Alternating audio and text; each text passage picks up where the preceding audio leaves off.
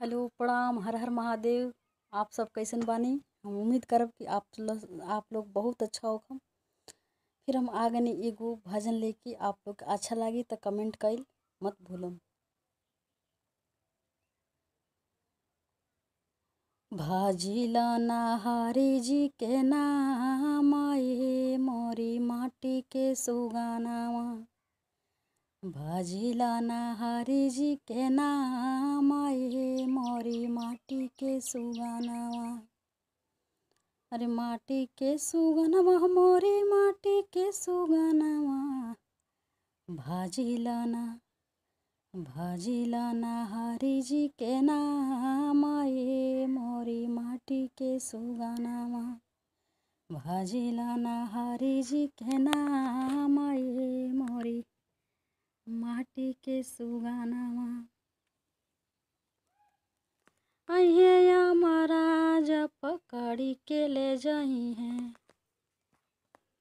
अरे अहिया महाराज पकड़ी के ले जाई हैं।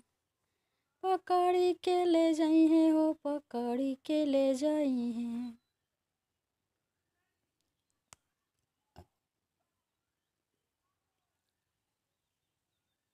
करार कैला तमन तो हसे पूछाई हैं। करार कैला तमन तो हसे पूछाई हैं। ए मोरी माटी के सुगानावा। भाजिला हरि जी के नाम ये मोरी माटी के सुगानावा। भाजिला हरि जी के नाम ये मोरी माटी के सुगानावा। अरे माई गारा भावा में नरकवा जी रहला। राम जी करार कैला जगवा में आइला।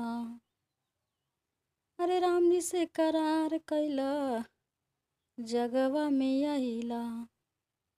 जगवा में आई के सब तू भूलैला। ये मोरी माटी के सुगानावा। भाजिला हरि जी के नाम ये मोरी माटी के सुगानावा। भाजिला हरि जी के नाम ये मोरी माटी के सुगानावा।